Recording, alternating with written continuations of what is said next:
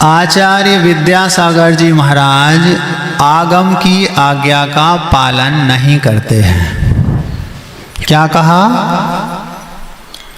आचार्य विद्यासागर जी महाराज आगम की आज्ञा का पालन नहीं करते हैं। महाराज आचार्य श्री के बारे में आप ऐसा कह रहे हैं?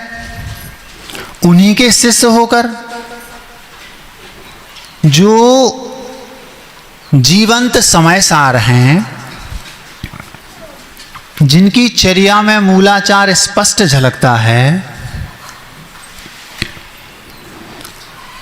जिनके उद्गार आगम का रूप ले रहे हैं, लेते हैं, ले चुके हैं,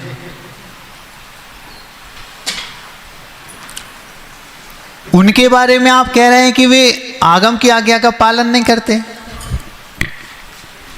कहीं शब्दों में स्खलन तो नहीं हो गया?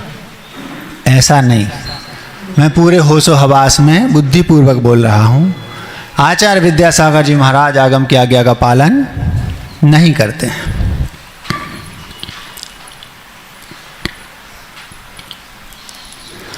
आगम में स्पष्ट लिखा है कि जो युवा मुनि हैं, वे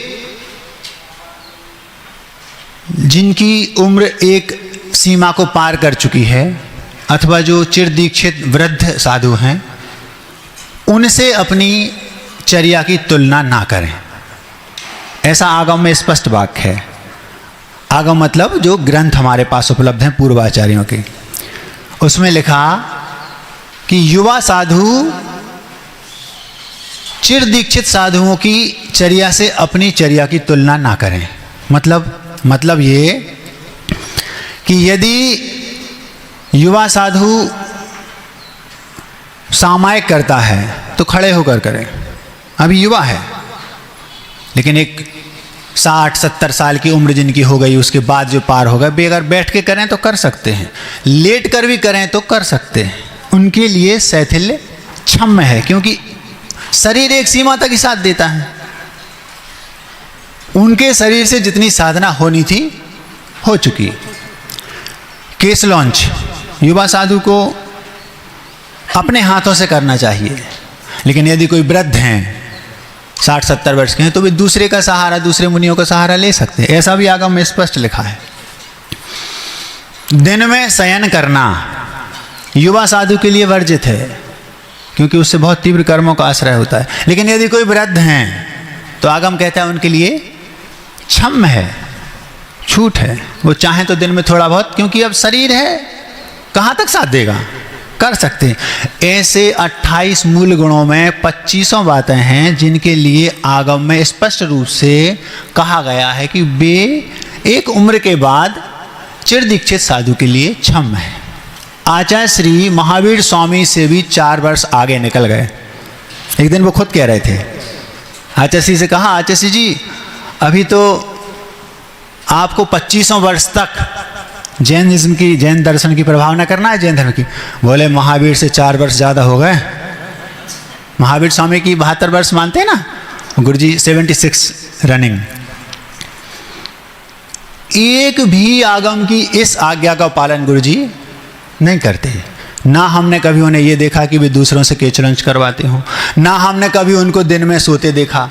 कोई अस्वस्थता हो बहुत ज़्यादा, वो अलग बात है, सामान्य से। ना हमने कभी उनको लेट कर सामायिक करते देखा आचार्य श्री जी को, और दिन में सोते भी। ऐसे कई सारी बातें हैं जिनका आगम में है कि वो चाहें तो कर सकते हैं, कोई दोष नहीं, लेकिन किसी भी आज्ञा का पालन नहीं करते। इसी अपेक्षा से मैंने कहा कि गुरुदेव आगम की आज्ञा का पालन नहीं करते। आज उम्र के इस पड़ाव पर भी जिस उत्कृष्टतम चर्या का पालन कर रहे हैं, मैं उनके जैसी चर्या का पालन करने की उत्कृष्ट भावना, उत्कंठा मन में होते हुए भी, उनकी उम्र से आधी उम्र का होते हुए भी,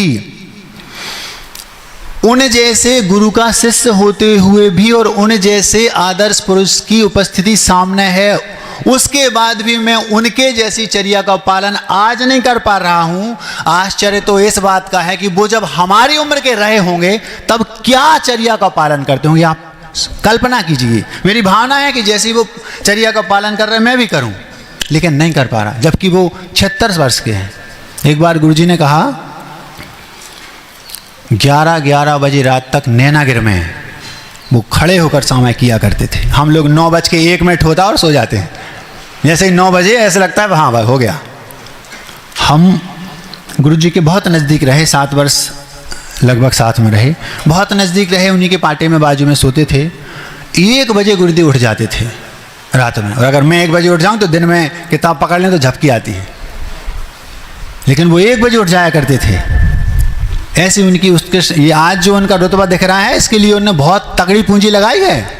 आप लोग ऐसा मत समझना कि ये उनके पन्ने से हुआ है, बहुत तगड़ी पूंजी, बहुत अद्भुत साधना उन्होंने की, तब आज ये उनका जो सामने जो आपको दिखाई दे रहा है ये उसका प्रतिफल है, सामान्य बात नहीं है। बहुत ऊंची साधना उन्होंने की है। तो इसी अपेक्षा से मैंने कहा कि गुरुदेव आगम की आज्ञा का पालन नहीं करते हैं, नहीं तो वे तो स्वयं तो जीवंत आगम हैं, वो आज्ञा का पालन नहीं करेंगे क्या? इस अपेक्षा से कहा ध्यान रखना। 2 परिस्थितियों में व्यक्ति सामने वाले को गलत समझता है। एक तब जब सामने वाला गलत हो, दुनिया उसे गलत कहेगी, और एक तब जब सामने वाला तो सही है लेकिन हम अपनी बुद्धि की कमी के कारण उसको सही नहीं समझ पा रहे तो हम उसको गलत बोल देते हैं।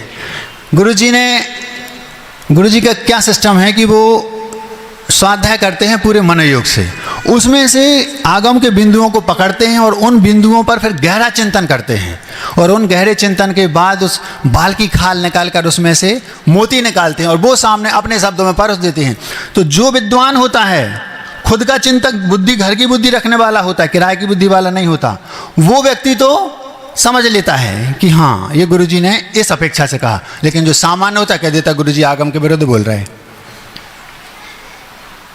बात समझ में आ रही? मान लो गुरुजी ने कोई बात कही, अब वो बात उन्होंने चिंतन के आधार पर कही, अब वो बात आगम में तो कहीं मिलेगी नहीं, तो वो क्या कहेगा? आचार्य जी आगम के विरुद्ध बोलते हैं, कई बातें ये जमती नहीं। तो इसीलिए कहा कि 2 कंडीशन में व्यक्ति सामने वाले को गलत समझता है। एक तब जब सामने वाला गलत हो, कैसे?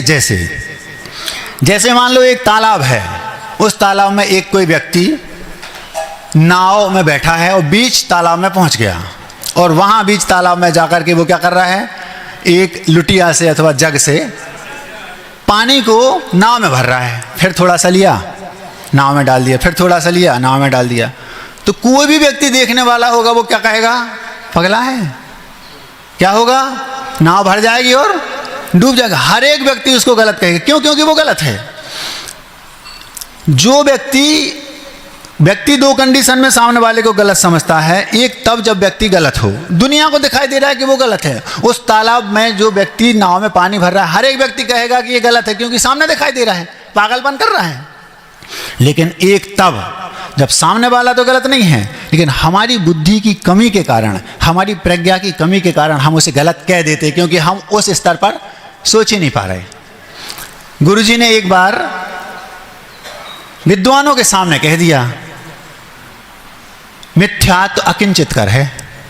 अकिंचित कर का शब्द का मतलब होता है कि कोई काम का किंचित भी, कुछ भी उसका प्रयोग काम नहीं है, इसका मतलब होता है अकिंचित कर का। ये 30-35 वर्ष पुरानी बात है। अच्छे अच्छे विद्वान थे, धुरंधर, भड़क गए। 1 नहीं 2 नहीं 3-4 किताबें लिखी गई उसके विरोध में। इतने महान आचार्य होके ऐसा आगम का अपलाप करते हैं, लिख दिया मिथ्यात अकिंचित कर है। ऐसा होता क्या? दुनिया जानती है कि जो मिथ्यात है वह अनादिकाल से जीव को संसार में रोके है, और अनंत काल तक जब तक उसके पास मिथ्यात रहेगा वो व्यक्ति जीव संसार में पड़ा रहेगा। ये दुनिया जानती है। तो उन्होंने कह दिया मिथ्यात अकिंचित कर है। इतना बवाल मचा, गुरुजी कह रहे थे 5-7 साल तक वो चलता रहा धड़ल्ले से। पेपरबाजी हुई, वो क्या जैन संदेश वगैरह चलते थे ना उस समय। एक दिन इस अंक में इनका पक्ष वाले का वो आता था एक कॉलम, दूसरे दिन उनके पक्ष वाले का। ऐसा बोले आज 5-7 साल तक चलता रहे। हम लोग भोपाल में थे तो एक पंडित जी वहाँ विद्वान, उनसे कहा पंडित जी वो मिथ्या किंचित करे ये वाला विषय कभी हुआ था? अरे महाराज वो मत पूछो। क्यों? महाराज जी हमारे पास इतना बड़ा उसका पूरा बंडल रखा है, वो हमारे पास लाए। हम 2-3 महाराजों ने उसको बहुत गौर से देखा। जब उन किताबों को पढ़ा तो लगा कि कुछ नहीं है, व्यक्ति केवल समझ नहीं पा रहा है कि उनके कहने का आशय क्या है। गुरुजी केवल इतना कहना चाह रहे थे कि जो मिथ्यात्व है वो अनादिकाल से अनंत काल तक संसार में रोके रहता है, ये तो ठीक है, लेकिन उनने केवल इतना कहा था कि बंद के क्षेत्र में मिथ्यात्व अकिंचित कर है। ये थोड़ा सा अध्ययनशील जो व्यक्ति हैं उनको समझ में आएगा, सबको समझ में नहीं आएगा, लेकिन समझने का प्रयास करना। हम बहुत छोटे से उदाहरण में आपको समझा दे रहे। गुरु जी का इतना कहना था कि जो कर्मबंध होता है हमें, तो जो कर्मबंध होता है उसमें 4 चीज़ें रहती हैं, प्रकृति, प्रदेश, अनुभाग और स्थिति। जैसे एक बूंदी का लड्डू है, बूंदी का लड्डू देखा, बूंदी के लड्डू में 100 दाने हैं, तो वो हो गए प्रदेश। बूंदी का लड्डू मीठा होता है, ये हो गई उसकी प्रकृति मतलब स्वभाव। बूंदी के लड्डू राजगिरा के लड्डू से, राजगिर के लड्डू से ज़्यादा मीठा है, ये हो गया उसका अनुभाग मतलब फलदान शक्ति। और 2 दिन के बाद उसमें कीड़े पड़ जाएंगे या खराब हो जाएगा, ये हो गई उसकी स्थिति। तो गुरु जी का केवल इतना कहना था, बंद के क्षेत्र में मिथ्यात्व अकिंचित कर है, बाकी कुछ नहीं। मतलब उसमें जो स्थिति पड़ी है, मतलब वो कितने दिन तक रहेगा जो कर्म बंद हुआ, और उसमें जो उसका जो पावर है, कितना पावर से वो, कितने पावरफुल है उसका जो कर्म का, जब वो आएगा तो कितने पावर से आएगा। तो गुरु जी का केवल इतना कहना था, योग से प्रकृति और प्रदेश बंद होता है, और कसाय से अनुभाग और स्थिति बंद होता है। तो उनने कहा अनुभाग और स्थिति डालने का काम केवल कसाय का है, इसलिए ना उसमें मिथ्यात्व का कोई काम नहीं, ना प्रकृति में, ना स्थिति में, ना अनुभाग में, और ना प्रदेश में मिथ्यात्व। ये मात्र गुरु जी का कहना था। थोड़ा सा कठिन हो रहा है, आप चिंता नहीं करना, हम वापस अपनी गाड़ी पे आ रहे, क्योंकि हमें आप लोगों की कैपेसिटी पता है। इतनी बात कही, विद्वान भड़क गए। अब हुआ, गलती कहाँ हुई? सबका कर्तव्य था एक पक्ष सुनकर फैसला नहीं लेना। किसका कर्तव्य था? प्रत्येक श्रोता का कर्तव्य। पंडित, आप इतने बड़े विद्वान हो, काहे कि विद्वान, आपने सामने वाले की बात सुनी और फैसला ले लिया। चाहे सामान्य कोर्ट हो, सिविल जज जिसको बोलते हैं, चाहे डिस्ट्रिक्ट जज हो, चाहे हाई कोर्ट का जज हो, और चाहे सुप्रीम कोर्ट का जज हो, कभी कोई भी जज एक पक्ष सुनकर के सही फैसला दे नहीं सकता। यदि वो फैसला दे रहा है, पक्का है कि वो अन्याय करेगा, क्योंकि आपने दूसरा पक्ष सुना ही नहीं। तो आपका हमारा कर्तव्य है एक पक्ष को सुनकर कभी फैसला नहीं करना। उन विद्वानों ने क्या गलती की? अरे एक बार गुरुजी के पास जाते, गुरुजी ऐसा कैसे कह रहे हैं, तो वो बता देते कि हमने तो इस अपेक्षा से कहा है। अब हमने आपके सामने कहा, आचार्य जी आगम का पालन नहीं करते, अब पेपरबाजी करने लगो आप, महाराज जी तो ऐसा बोलते हैं। अरे पूछो तो क्यों कहा? एक बार की बात है, पंडित बेनाडा जी को जानते हो? सत्य घटना है, 2-3 साल की। वो अब है नहीं दुनिया में, इसलिए कह रहा हूं, नहीं तो नहीं कहता।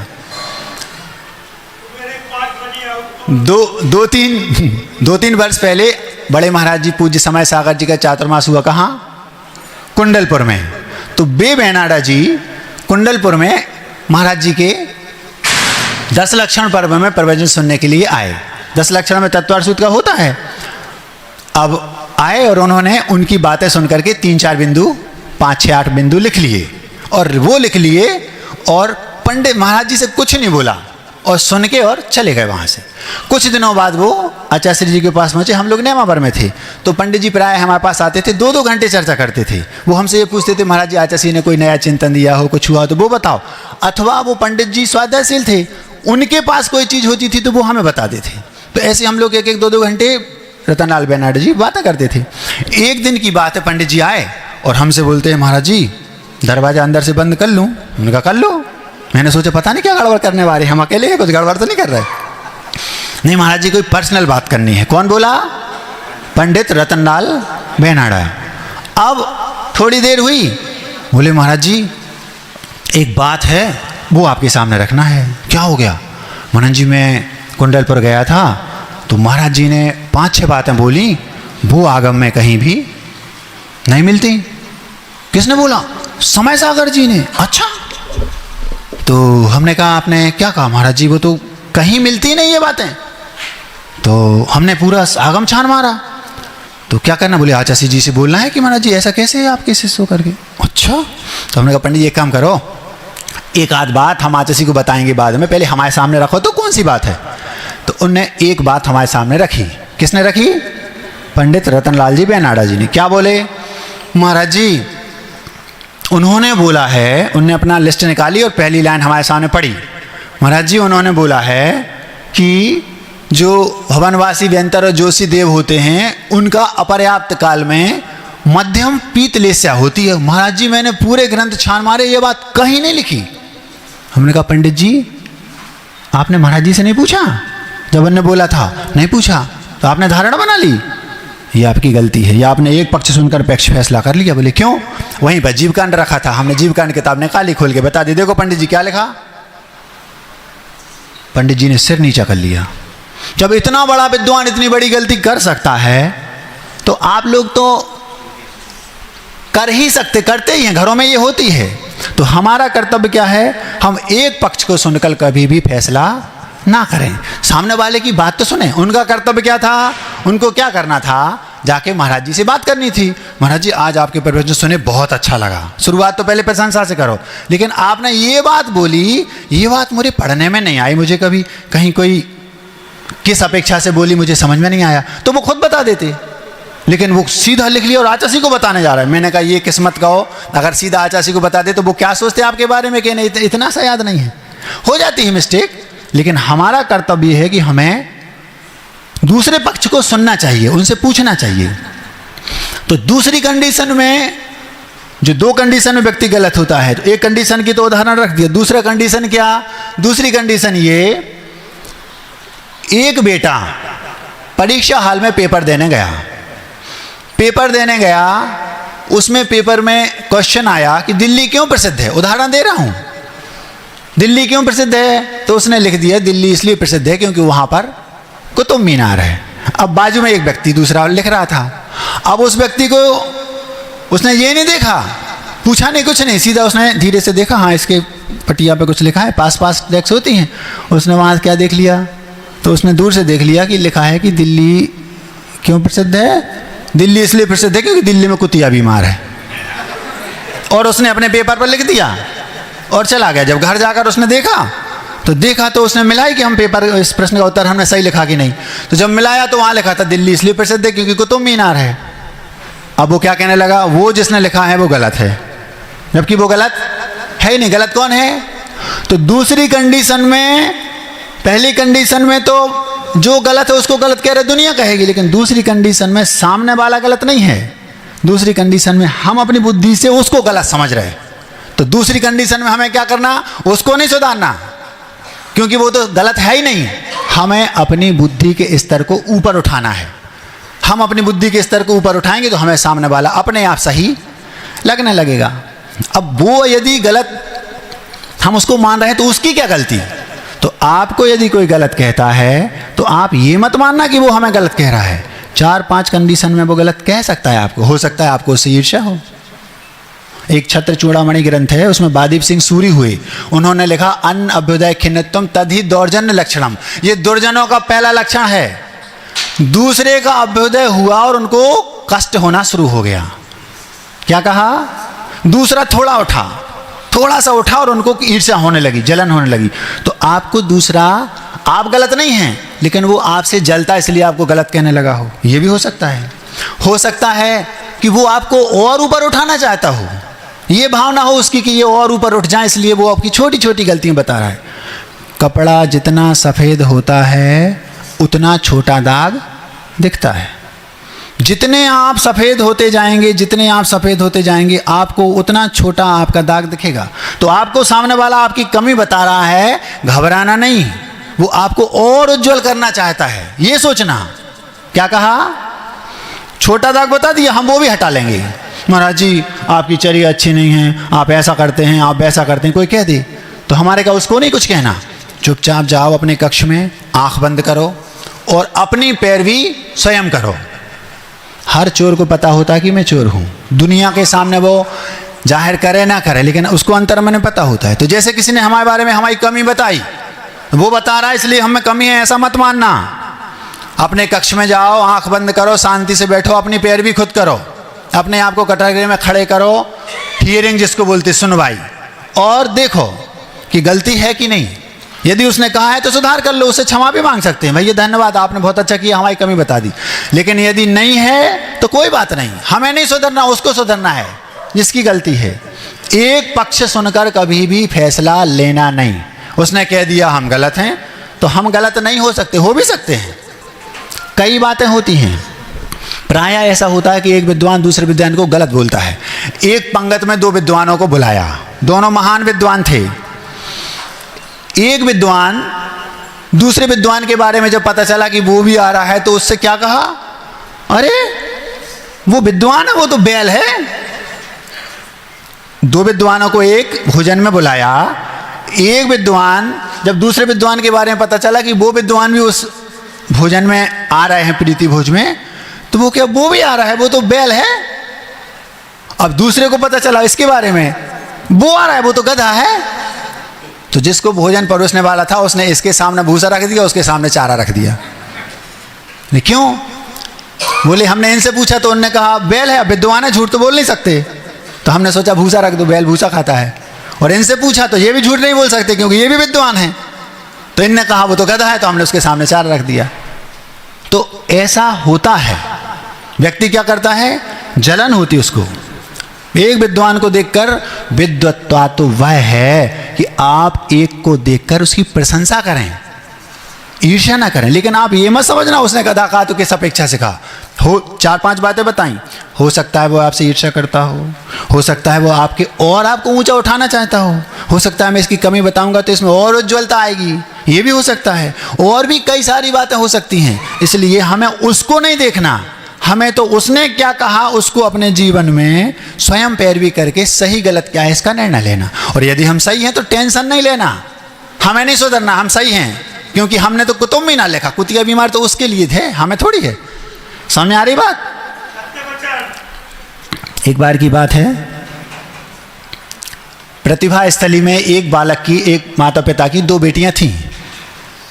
एक माता पिता की 2 बेटियां थीं, एक थोड़ी कमजोर थी और एक थोड़ी पढ़े मतलब होशियार थी। तो माँ बोलती है मैं अपनी दोनों बेटियों को अंग्रेजी माध्यम के किसी अच्छे उच्च स्तरीय स्कूल में पढ़ाऊंगी, विद्यालय में। और पिता बोलता है हम तो प्रतिभा स्थली में पढ़ाएंगे। दोनों में ठन गई, वो कहती नहीं और वो भी कहता नहीं। आखिर ये निर्णय हुआ एक को हम प्रतिभा स्थली में पढ़ाते हैं और एक को अंग्रेजी माध्यम के स्कूल में पढ़ाओ। अब हुआ क्या, उन्हें ये पता था कि प्रतिभा स्थली में तो हिंदी माध्यम से पढ़ाया जाता है, इतना ही पता था। एक पक्ष ने सुना, फैसला कर लिया, हमें पता ही नहीं लगाना सच्चाई क्या है, सिर्फ इतना पता है कि हिंदी माध्यम में पढ़ाया जाता, बस। जो कमजोर थी उसको उनने प्रतिभा स्थली में डाल दिया, और जो बुद्धिमान थी, थोड़ी बुद्धि रखती थी, इंटेलिजेंट थी, ब्रिलियंट थी, उसको उन्हें अंग्रेजी माध्यम के स्कूल में पढ़ाया।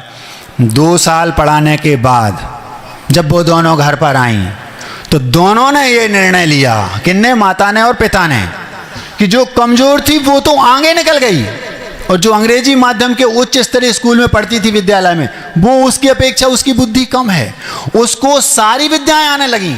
जो कमजोर थी उसको धार्मिक शिक्षा भी दी गई वहाँ, उसको लौकिक शिक्षा भी दी गई वहाँ, उसको अंग्रेजी माध्यम नहीं था लेकिन अंग्रेजी की शिक्षा भी दी गई। माध्यम होना अलग बात है और विषय का ज्ञान कराना अलग बात है। उसको खेल कूद, उसको जो जनरल जो जितने भी अच्छाइयाँ होती हैं वो सारी चीज़ें दी गई। यहाँ तक कि कविताएं लिखना, कविताएं पढ़ना, बोलना, भाषण देना, भोजन बनाना, छोटी मोटी चीज़ें, जैसे मान लो किसी को बुखार आ गया, क्या, इन सारी शिक्षाएं उनको प्रतिभा स्थली की दी गई। 2 वर्ष बाद उनने दोनों ने निर्णय लिया, उस बेटी को जिस सत्य घटना है, उस बेटी को, जिस बेटी को अंग्रेजी माध्यम के स्कूल में पढ़ा रहे थे, उसको भी वहाँ से निकाला और दोनों को प्रतिभा स्थली में डाल दिया। ये है एक पक्ष सुनकर फैसला करने का। 2 वर्ष तक उन्हें परिणाम हो जाए। अगर शुरू में डाल दिया होता तो दोनों पक्षों को सुनो, समझो, दुनिया क्या कह रही है इससे कोई मतलब नहीं, आपकी भी तो बुद्धि है अपनी, उसका भी तो प्रयोग करो। दोनों पक्षों को आप सुनिए, फिर निर्णय लीजिए और जाइए। एक गांव की बात है, एक पंडित जी प्रवचन दे रहे थे, हंसना नहीं तो बताऊंगा, ये शर्त है, आप हंसना नहीं। पंडित जी प्रवचन दे रहे थे, एक विद्वान बैठे थे, तो वो पहले ही कहा कि विद्वान को देखकर प्रसन्नता कुछ को होती जो वास्तव में विद्वान है, जो विद्वान नहीं है उनको तो जलन होगी। तो उनने सोचा कैसे भी हमें तो पंडित जी की काटना है। तो उनने क्या कहा, खड़े हो गए सभा में, पंडित जी साहब, हमें कल के आपके वक्तव्य पर लघु शंका करनी है। क्या कहा? आपके कल के वक्तव्य मतलब प्रवचन पर लघु शंका करनी है। विद्वान था, उसने भरी सभा में कैसा प्रश्न पूछा जिसमें श्लेष था। लघु शंका मतलब लघु मतलब छोटी सी, और शंका मतलब हमें कल की आपके प्रवचन पर कुछ बीच में कुछ जिज्ञासा है, ये इसका एक अर्थ हो गया। और दूसरा अर्थ क्या हुआ? हमें आपके कल के प्रवचन पर लघु शंका करनी, मतलब वो कोई काम का नहीं था। तो उनने सोचा हमें तो इनकी काटनी है कैसे भी। विद्वान था वो, और पंडित जी भी बहुत ऊंची चीज थे, वो भी विद्वान थे। तो उनने भी जवाब क्या दिया? द्व्यर्थक, श्लेष वाला, थोड़ी देर मुख में रखो। क्या कहा? पंडित जी हमें कल के आपके प्रवचन पर लघु शंका करनी है। तो पंडित जी भी ऊंची चीज थे, उनने कह दिया थोड़ी देर मुख में रखो। अब अगर आपने कहा है कि हमें लघु शंका करनी है तो थोड़ी देर मुख में रखो मतलब थोड़ा रुक जाओ, प्रवचन पूरा हो जाए, फिर आप अपनी शंका रख देना।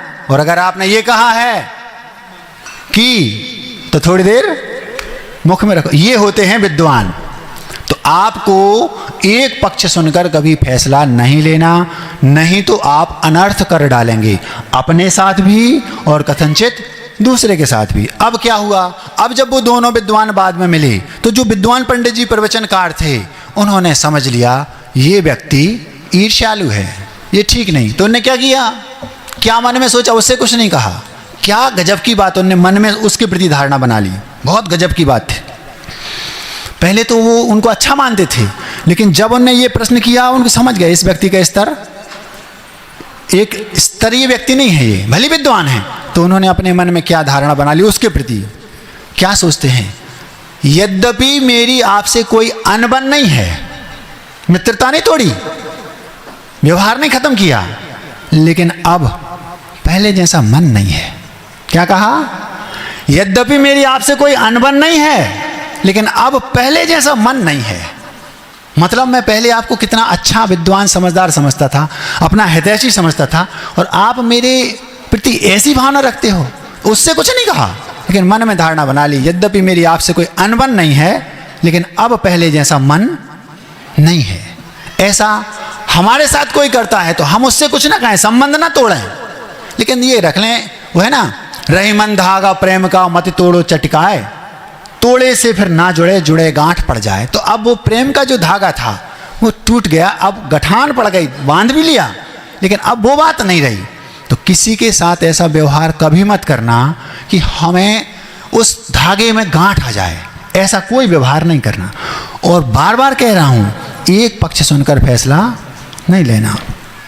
एक घर की बात है, एक माँ का एक पुत्र था।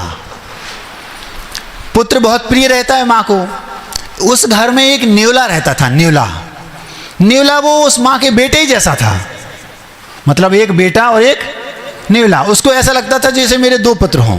दिन भर वो साथ में रहते, खेलते कूदते थे। एक दिन की बात है, माँ ने कहा बेटा मैं पानी भरने जा रही हूँ, न्योले से बेटा करके बोलती थी, तुम भैया का ख्याल रखना। छोटा सा बेटा था, पाले में झूल रहा था, और माँ पानी भरने चली गई। बेटे को पाले में छोड़ दिया और झूल रहा है, और न्योले से कह दिया रखवाली करना, मैं अब भी पानी भर के आती हूँ। थोड़ी देर बाद एक सांप ऊपर से लटकता हुआ आया रस्सी से, और बेटे के सामने ऐसा फन करके खड़ा हो गया।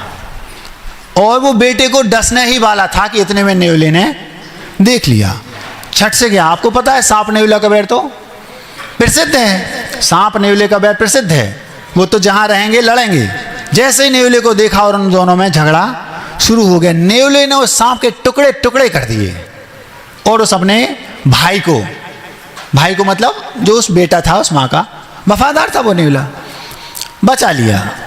और वो प्रसन्न, बहुत प्रसन्न। क्यों प्रसन्न? क्योंकि अभी माँ आएगी तो मैं खुशी से बताऊंगा मैंने ये काम किया। जैसे आपके घर में कोई काम हो जाता ना, अच्छा मान लो आपने घर में हैं और मान लो आपने कोई व्यंजन बनाया अच्छा किसी महिला ने, और सासू आई तो देखो माँ आज मैंने केक बनाया था, फूल गया, बहुत अच्छा बनाया, ऐसे बताते ना, प्रयास करते हैं। तो ऐसे उसने कहा मैं आपको माँ को बताऊंगा कि मैंने सांप से उस बेटे की रक्षा कर ली। तो बस वो आके सीधा बोलता है, मुंह में उसके रक्त लगा था। किसका रक्त था वो? सांप का। और माँ बढ़िया मस्त निश्चिंत, क्योंकि घर पे नेवला है, वो रक्षा करेगा, आ रही थी। और वो बेटा गेट पे दरवाजे पे खड़ा। कौन? नेवला। नेवला इसलिए खड़ा क्योंकि माँ आएगी, मैं बताऊंगा माँ ऐसा ऐसा हुआ था, सांप आया था, मैंने उसके टुकड़े टुकड़े देके और भैया को बचा लिया। और माँ आई और माँ ने देखा कि इसके मुख पर तो रक्त लगा है, पक्का इसने बेटे को खा लिया। उसने आओ देखा ना ताओ, और जो सिर पर घड़ा था उस नेवले के ऊपर पटक दिया। उसने दूसरे पक्ष को सुना ही नहीं, केवल एक पक्ष को सुना और फैसला कर दिया। वो नेवला मर गया तुरंत। जब अंदर जाके देखा तो जो बेटा था वो पाले में अटखेलियां खेल रहा था, हंस रहा था, आनंद, हक्की बक्की रह गई। ये अनर्थ क्या हो गया? ऐसा अनर्थ हम प्रायः अपने जीवन में रोज ही करते रहते हैं।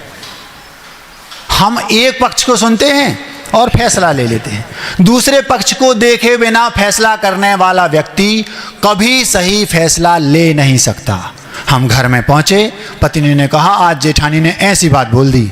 पति ने बात मान ली और जेठानी से मतलब अपनी भाभी से बात करना बंद कर दिया, क्योंकि पत्नी ने कहा है बात सही हुई होगी। अरे उसी घर में रहती हैं, आपकी भाभी हैं, आपका कर्तव्य है कि आप जाएं उनसे पूछें, भाभी वो ऐसी ऐसी बात है, क्या ये सत्य है? पूछने में क्या हर्ज है? पूछ सकते हैं। लेकिन नहीं, हमने धारणा बना ली, आपने अनर्थ कर दिया। हो सकता है उसके कारण आपके जीवन भर के लिए उनसे संबंध टूट जाएं। क्या ऐसा नहीं होता? होता है। लेकिन हम एक फैसला सुनते हैं, एक पक्ष को सुनते हैं और फैसला ले लेते हैं। उस माँ ने जो उसके बेटे का जीवन रक्षक था उसको मार डाला केवल अपनी बुद्धि की कमी के कारण। आपको कोई गलत कहता है, इसमें कोई बुराई नहीं। दुनिया आपको गलत कहे, इसमें कोई बड़ी बात नहीं है। बड़ी बात तब है जब आप गलत हों। हम सही हैं, हमें दुनिया गलत कह रही, कहे उससे होता क्या है? दुनिया के गलत कहने से क्या हम गलत हो गए? दुनिया हमें गलत कह रही है, कहे, इससे कोई फर्क नहीं पड़ता। फर्क तब पड़ता है जब हम गलत हों। अपने लक्ष्य को हमेशा ऊंचा बनाओ, बड़ा बनाओ। महाराज जी, एक बार आचार्य जी ने कहा था, बहुत बढ़िया बात कही थी, सुनो। गुरुजी ने क्या कहा? छोटा लक्ष्य बनाना भी बड़ा अपराध है। क्या कहा? छोटा लक्ष्य बनाना भी बड़ा अपराध है। जैसे मान लो एक 50 फीट का खंबा है और आप 50 फीट के खंबे पर चढ़ना चाहते हैं, और एक 10 फीट का खंबा है। एक व्यक्ति 10 फीट के खंबे पर चढ़ना चाहता है और एक व्यक्ति 50 फीट के खंबे पर चढ़ना चाहता है। तो जो 10 फीट के खंबे पर चढ़ना चाहता है उसका लक्ष्य छोटा है। अगर वो पूरा भी चढ़ जाएगा तो कितना चढ़ेगा? 10 फीट। और जिसका लक्ष्य बड़ा है पूरा भी नहीं चढ़ पाया, आधा भी चढ़ गया, तो 50 फीट तो 25 फीट तो चढ़ा ही जाएगा। इसलिए गुरुजी ने कहा छोटा लक्ष्य बनाना भी बहुत बड़ा अपराध है। इसलिए हमेशा अपने लक्ष्य को बड़ा बनाओ और हर बार ये ध्यान रखो हम तो गलत नहीं हैं। अपनी पैरवी करो, यदि हम गलत हैं तो ठीक, और गलत नहीं है तो कोई बात नहीं। एक बार नहीं, 2 बार नहीं, 3-4 बार कह चुका हूं, इस बात को अभी से गांठ बांध लो। बहुत ज़्यादा जो घरों में सामाजिक जो जीवन होता है ना, लाइफ, इसमें जो लड़ाई झगड़े के वो कारण होते हैं, प्रायः वो यही होते हैं कि हम केवल एक पक्ष को सुनते हैं बस।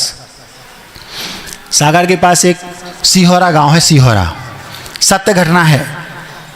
मेरी उम्र 10-12 वर्ष 15 वर्ष की रही होगी। मुझे बहुत बचपन से ये आदत थी, यदि नगर में कोई महाराज आए तो पक्की बात है कि हमें उनको 10-20 किलोमीटर तक लेने जाना, 15 वर्ष की उम्र में, 12-14 वर्ष की उम्र में, और 15-20 किलोमीटर तक उनको छोड़ने जाना। 15-20 किलोमीटर लेने जाना, 15-20 किलोमीटर छोड़ने जाना, और जितने दिन महाराज नगर में रहेंगे उतने दिन तक महाराज के साथ रहना, वहीं आहार देना और रात में उनके साथ ही शयन करना। अब एक दिन की बात है, चातुर्मास के लिए केवल 8 दिन बचे थे। कितने दिन? वहाँ सिहोरा से 8 किलोमीटर दूर एक गांव है मसुरहाई। उस मसुरहाई गांव में एक महाराज आए। महाराज आए तो इत्तेफाक से सबको पता था ये तो जाएगा और लेने भी जाएगा और लेकर आएगा और उनकी सेवा करेगा। इत्तेफाक से मैं उस बार किसी कारणवश महाराज के पास नहीं जा पाया। सत्य घटना है, हंसना नहीं। अब शाम की बात है, जो दुकान होती है ना, वहाँ से हम घर को जा रहे थे। तो एक जो गांव में महिलाएं होती हैं, उनमें से एक वृद्ध माँ ने हमें बुलाया, ए इधर आओ। क्या हो गया? हमने कहा आए। ये कौन सा तरीका है तुम्हारा? हमसे बोलती है, ये कौन सा तरीका है? कम से कम आपको समाज के लोगों से पूछना तो चाहिए। क्या हो क्या गया? बोले आप बिना किसी की स्वीकृति के महाराज को चातुर्मास का श्रीफल चढ़ा के आ गए। ऐसा होता क्या? तुमने तो चढ़ा दिया, चौका तो हमें लगाना पड़ेगा। तो हमने कुछ नहीं कहा, हम क्योंकि हमें कुछ समझ में नहीं आ रहा था वो क्या रहा है। 10-20 कदम आगे चले तो एक दूसरी जो दुकान पर बैठी एक और महिला, गांव में ऐसे होता, तो पहले 25 साल पुरानी बात है, तो उस समय महिलाएं प्रायः जो माँ वगैरह होती हैं, वो अंथों के समय बच्चों अपने बेटे को मान लो भोजन करना है, तो हम थोड़ी देर हम बैठ जा रहे हैं, तुम चले जाओ भोजन करें। हाँ, तो हम वहीं बैठे थे, निकले वहाँ से तो दूसरी ने बुला लिया, इधर आ। क्या हो गया? बोले तुम ये क्या करते हो? ऐसा होता है? हम लोगों से तो पूछना चाहिए तुम्हें। तुमने चातुर्मास का श्रीफल चढ़ा दिया महाराज जी को, और चौका कौन लगाएगा? 4 महीने की बात है, 2-4 दिन की बात हो तो फिर भी ठीक है। हमारा दिमाग खराब हो गया, हमने फिर भी कुछ नहीं कहा। भैया क्या कहें, वृद्ध हैं। थोड़े आगे गए तो तीसरी ने पकड़ लिया, फिर वही बात। हमने कहा अब कुछ नहीं बोलो, अभी शाम का समय, पहले भोजन करने चलो। घर गए, थाली उठाई, थाली सजाई और खाने को शुरू करने वाले थे, इतने में माँ बोलती है, देखो सब लोग बोल रहे हैं ये गलत बात है, तुम्हें सबसे पूछना चाहिए। एक महाराज है, 8 दिन रह गए, वो तो तुम कोई भी बोल देगा तुरंत तैयार हो जाएंगे चातुर्मास के लिए। कौन 4 महीने तक लगा? अपने यहाँ 5-6-8 तो मकान है, 2-4 लोग चौका लगाते, बाकी कोई चौका नहीं लगाता। शुरू हो गई, हमारा दिमाग खराब हुआ। हमने थाली खसकाई, हमने कहा पहले ये बताओ आपसे कहा किसने है? तो कहने लगी वो वाली काकी है ना, वो कह रही थी। हम सीधे उठे, उन बाजू में ज़्यादा दूर तो घर रहते नहीं है, उनके पास गए। काकी आपसे किसने कहा था कि हम श्रीफल चढ़ाने गए थे महाराज जी को चातुर्मास के लिए? बोली हमसे तो वो वाली काकी है ना, वो कह रही थी। दूसरी काकी के पास पहुंचे, काकी आपसे किसने कहा? तो वो कह लेंगे वो अभाने वाली काकी है, वो कह रही थी। हम तुरंत अभाने वाली काकी के यहाँ पहुंचे, काकी आपसे किसने कहा? मंदिर में चर्चा हो रही थी बेटा। अब हम शाम को मंदिर पहुंचे, सब काकी पूरी वहीं बैठी। हमने कहा अब देखो कौन फंसता है। हमने कहा काकी कौन कह रहा था? तो वो बोली वो कह रही थी, वो बोली वो कह रही थी। तो अंतिम बात पहुंची तो वो बोली चर्चा हो रही थी। तो कहाँ हो रही थी? मंदिर में। किसने कही? आज तक ये पता नहीं है कि बात हुई कहाँ से थी। ये हाल है मंदिरों की। एक कहावत है कि अगर पहले, अब तो माइक चल गए, पहले जब माइक नहीं थे ये होता था, किसी एक महिला को धीरे से बोल दो कि उनके यहाँ ऐसा ऐसा होना हो, कह दो, से किसी से कहना नहीं। ये और कह दो कि किसी से नहीं कहना, वो एक एक कर करके सबको पता चल जाएगी। तो बुंदेलखंड में एक कहावत है कि धजी का सांप बन गया। धजी मतलब होती है कोई रस्सी का टुकड़ा। तो होता क्या है, यदि आपने देखा कि रस्सी का टुकड़ा है और आपने किसी से कह दिया कि एक रस्सी का टुकड़ा पड़ा है, दूसरा व्यक्ति जब उस बात को दूसरी जगह बोलेगा तो क्या बोलेगा? वहाँ पे कुछ था, एक काला काला था। अब वो रस्सी का जो टुकड़ा था वो काला हो गया था, सफ़ेद। अब तीसरा व्यक्ति उस बात को कहीं तीसरी जगह बोलेगा तो क्या बोलेगा? हाँ ऐसा लग रहा था, उसका फन जैसा मुंह जैसा था, जैसे मरा सांप पड़ा हो। अब जब चौथा व्यक्ति चौथी जगह बोलेगा तो एक कदम और आगे, हाँ वो मरा सांप तो ही था, मरा था लेकिन। और 5वीं जगह बोलेगा तो वो थोड़ा हिल तो रहा था, ऐसे लग रहा था जैसे आधा मरा हो। और 6वें जगह पहुँचते पहुँचते वो जिंदा कालिया नाग हो जाएगा। इसको बोलते हैं धजी का सांप। लेकिन वहाँ मसुरहाई वाली बात में तो धजी तक नहीं थी, हम गए ही नहीं वहाँ। हमने सोचा ये लोग अगर एक बार मुझसे बोल के पूछ लेते कि भैया बताओ तो कि तुम गए थे कि नहीं। किसी ने नहीं पूछा। हर गांव में, हर घर में, हर नगर में, हर गली में, हर मोहल्ले में, हर समाज में प्रायः यही होता है। हम एक पक्ष को सुन लेते हैं और फैसला ले लेते हैं और दूसरे को गलत कह देते हैं, जबकि धजी तक नहीं थी वहाँ। हम कभी गए नहीं। उन्होंने सोचा वो तो जाता ही है, पक्का है, श्रीफल रखाया होगा। और जब 8 दिन रह गए तो उसने तो कहा ही होगा कि महाराज चातुर्मास करो। ऐसा होता है। आपका कर्तव्य है दोनों पक्षों को सुने। निर्णय नहीं ले पाते तो जिसके पास बुद्धि है उसके पास उन दोनों बातों को रखें। यदि बुद्धि खुद की है तो खुद निर्णय ले लें, नहीं है तो उसके पास रखें। फिर भी यदि मान लो अगर लगता है कि हाँ गलत है तो सामने वाले को गलत कहें, अथवा फिर जो उचित लगे वो उचित निर्णय लें बाद में। तो क्या सीखना हमें? एक पक्ष से सुनकर कभी फैसला नहीं करना। इतना हमें आज इस बात से सीखना है। एक व्यक्ति ने हमसे पूछा, महाराज जी दुख का मूल क्या है? हम अपनी बात का समापन कर रहे हैं क्योंकि समय हो गया, घड़ी बहुत तेज चल रही है। हमने उसको उत्तर दिया कविता में। क्या? दुख का मूल क्या है?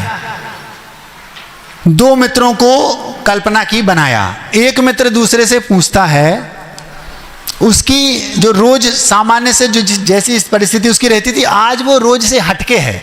मतलब जैसा वो सामान्य रोज रहता था, आज वो असामान्य दिख रहा है उसको। तो वो क्या बोलता है? यूं अकेले कुछ ना बोले कहां भागे जा रहे हो। कौन बोलता है? एक मित्र अपने दूसरे मित्र को असामान्य देखकर उससे बोलता है, यूं अकेले कुछ ना बोले कहां भागे जा रहे हो, झील से शीतल नयों को क्यों रुलाए जा रहे हो। नय का मतलब होता है आंखें। आंखें प्रायः शीतल होती, ठंडी होती, क्योंकि उसमें पानी, गीलापन बना रहता है। एक बहुत अच्छी बात है, वो बीच में बता देता हूं। जिसकी आंखें गीली होती हैं बहुत ज़्यादा, वो उसके अंदर करुणा बहुत ज़्यादा होती है, ये उसका चिन्ह है। ये साइंटिफिक रीज़न है, वैज्ञानिक। आप कभी देखना आचार्य जी की आंखों को, हमेशा उनकी आंखें बहुत गीली रहती हैं, उनके अंदर रग रग में करुणा भरी है। जिसकी आंखें निरूखी सूखी रहती हैं, उसके अंदर करुणा का बहुत अभाव रहता है। तो यूं अकेले कुछ ना बोले कहां भागे जा रहे हो, झील से शीतल नयों को क्यों रुलाए जा रहे हो। कौन बोल रहा है? एक मित्र अपने दूसरे मित्र को असामान्य देखकर, मतलब हमेशा वो ऐसा नहीं था, आज कुछ दिनों से वो कुछ हटके दिख रहा है।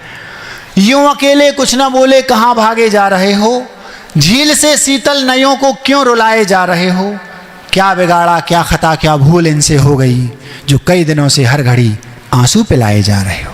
किनको?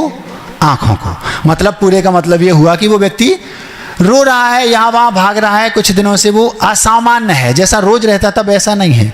तो वो जो मित्र था वो समझदार था, उसने बुद्धि लगा ली कि किसी अपने ने इसका दिल दुखाया होगा, क्योंकि दूसरा हमें कभी रुलाता है ही नहीं। जब भी हमें रुलाएगा कोई अपना ही, क्योंकि दूसरे के पास इतना समय है ही नहीं कि वो दूसरे को रुलाए, उसके खुद के अपने इतने हैं रुलाने के लिए। तो यूं अकेले कुछ ना भूले कहां भागे जा रहे हो, झील से शीतल नयों को क्यों रुलाए जा रहे हो, क्या बिगाड़ा क्या खता क्या भूल इनसे हो गई, जो कई दिनों से हर घड़ी आंसू पिलाए जा रहे हो। आज से पहले कभी भी नम इन्हें देखा नहीं। मतलब जो 2-4 दिन से आप असामान्य हो, इसके पहले मैंने कभी आपको आपकी आंखों में आंसू नहीं देखे। आज से पहले कभी भी नम इन्हें देखा नहीं, फिर आज क्यों इन आंखों से धारा बहाए जा रहे हो, और तुम तो कहते थे तुम्हें नफरत सदा गीतों से है, फिर आज क्यों तुम मन ही मन यूं गुनगुनाए जा रहे हो। मतलब वो क्या कर रहा था? गीत उसको पसंद नहीं थे, लेकिन आज वो असामान्य था, गुनगुना रहा था। तो आज से पहले कभी भी नम इन्हें देखा नहीं, फिर आज क्यों इन आंखों से धारा बहाए जा रहे हो, और तुम तो कहते थे तुम्हें नफरत सदा गीतों से है, फिर आज क्यों तुम मन ही मन यूं गुनगुनाए जा रहे हो। फिर भी उसने कोई जवाब नहीं दिया। तो फिर भी वो मित्र, उसने सोचा एक प्रयास और कर लो, फिर तो हमें अपनी कह नहीं है। तो तीसरा बोलता है, तीसरी बात, तीसरा स्टेप, हंसता हुआ खिलता हुआ मैंने तुम्हें देखा सदा। मैंने तुम्हें जब भी देखा तुम हमेशा प्रसन्न रहते थे और दूसरों को प्रसन्न करते रहते थे। हंसता हुआ खिलता हुआ, जैसे गुलाब का फूल खिलता है, कमल का फूल खिला रहता, हमेशा तुम प्रसन्न रहते थे, खिले रहते थे। आज क्या हो गया? हंसता हुआ खिलता हुआ मैंने तुम्हें देखा सदा, चेहरे पर क्यों चिंता की रेखा बनाए जा रहे हो, और छांव में आकर बता दो क्या हुआ क्या बात है, क्यों खड़े खड़े धूप में पसीना बहाए जा रहे। वो धूप में खड़ा था, पसीना बहा, कुछ नहीं हुआ, उसने एक शब्द नहीं बोला। मित्र समझदार था, वो समझ गया। तो अंतिम पंक्ति में वो क्या बोलता है? यूं अकेले कुछ न बोले कहां भागे जा रहे हो, झील से शीतल नयों को क्यों रुलाए जा रहे हो, क्या बिगाड़ा क्या खता क्या भूल इनसे हो गई, जो कई दिनों से हर घड़ी आंसू पिलाए जा रहे हो। आज से पहले कभी भी नम इन्हें देखा नहीं, फिर आज क्यों इन आंखों से धारा बहाए जा रहे हो, और तुम तो कहते थे तुम्हें नफरत सदा गीतों से है, फिर आज क्यों तुम मन ही मन यूं गुनगुनाए जा रहे हो। हंसता हुआ खिलता हुआ मैंने तुम्हें देखा सदा, चेहरे पर क्यों चिंता की रेखा बनाए जा रहे हो, और छांव में आकर बता दो क्या हुआ क्या बात है, क्यों खड़े खड़े धूप में पसीना बहाए जा रहे हो। इतना कहने के बाद भी जब मित्र ने कोई उत्तर नहीं दिया, तो उसने आधी लाइन में कह दिया क्या कारण होगा, क्या हुआ होगा पता है मत कहो मुझसे सखे। हे मित्र, मुझसे मत कहो कि तुम्हें क्या होगा, मैं समझ गया। क्या हुआ होगा पता है मत कहो मुझसे सखे।